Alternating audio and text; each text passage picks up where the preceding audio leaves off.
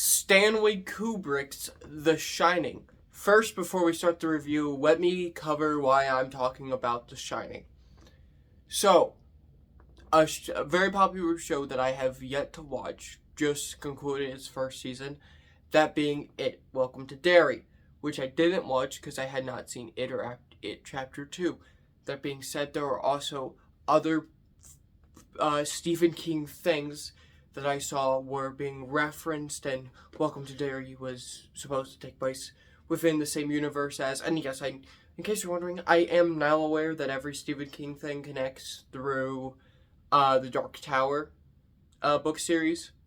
But anyway, and those were The Shining and The Shawshank Redemption. So what I'm going to do, I'm going to review The Shining, Shawshank Redemption, It Chapter 2, Doctor Sleep, which is the sequel to The Shining, about a grown-up Danny Torrance, and then Welcome to Derry Season 1. So that's what we're doing. With that being said, I have not seen any of these movies except for one, and that is the movie we're talking about right now, The Shining, which I have seen before, but I watched again. And, yeah, it's really good. It's Stanley Kubrick's The Shining. But I can't say anything about this movie that nobody else has said. I'm going to anyway, because I don't know what else to do. Okay, so first of all, this is going to be a completely positive review. There were no negatives to this movie at all. I'm being actually honest. I don't have anything about this movie that I would say, oh, well, this is a problem, no. This movie's perfect. Even though Stephen King don't like it, because it's not that much like the book, I don't guess. But, this is a perfect movie. But, let's start talking about what makes it so great. Immediately, first reason this movie's iconic. Well, actually, first reason this movie's iconic isn't what I was about to say. First reason this movie's iconic, the first reason this movie's amazing, the Overlook Hotel is a very haunting and scary looking place, but it's also just an amazing set, and it adds to the eeriness. With a different set, this movie would not work. Jack Nicholson's performance. Oh my god.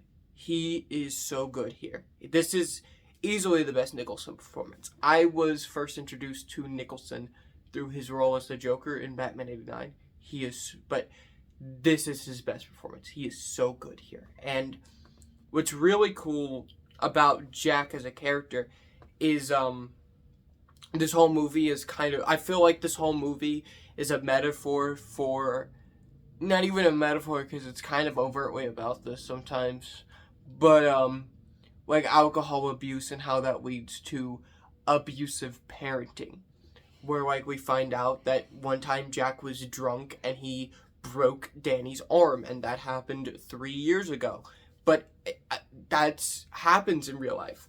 And it's so interesting, you can see the contrast between 1980 and today, where Wendy's telling somebody that Jack was drunk and broke Danny's arm, and the woman's just like, oh, well, he hasn't done that in 3 years, it's nothing. Meanwhile, today, if a woman told you that her husband had broke their 6-year-old son's arm 3 years ago, meaning that son would be about 3 or 4 then, you would instantly call the police or somebody, whoever deals with that. I don't know fully, but you would definitely take that child away from their father, even though that happened a while ago.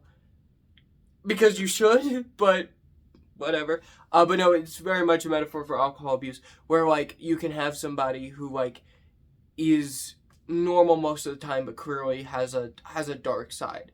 And then alcohol in real life, in this movie, it's the evil spirits in the hotel, can compel them to do something crazy, like chase their family around with an axe and try to kill them, which is what happens at the end of this movie with Jack, which is so interesting. And Nicholson's performance here is so good. I think the best scene in this movie, in terms of Nicholson's performance, isn't even when he's going crazy and he's actively trying to kill him.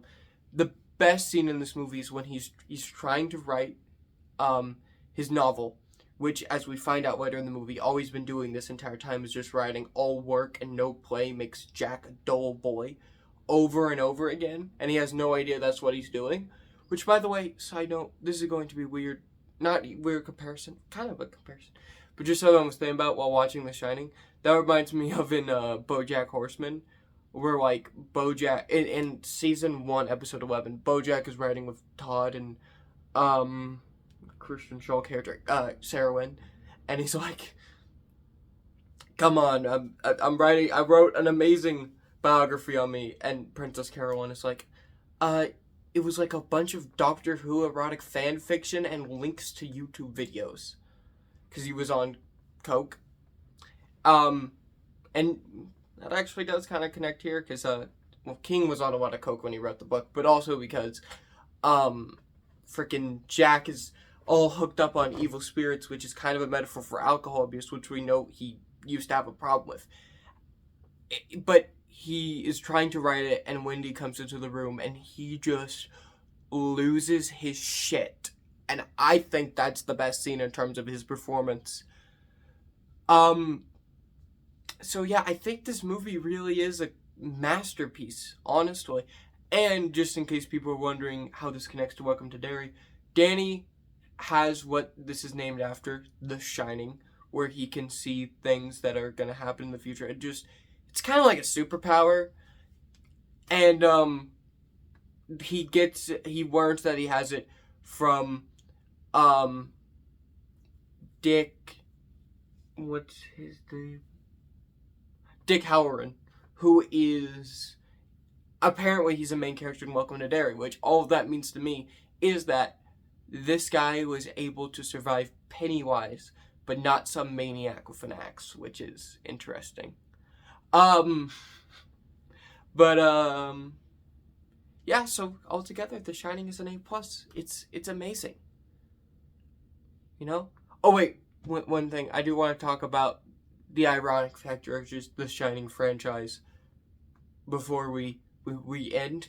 I think it's ironic and hypocritical and interesting that a guy who was struggling with drug abuse wrote a book about how alcohol abuse was wrong and negatively affected people, and a guy who has now been well known for abusing one of his actors on the set of this very movie was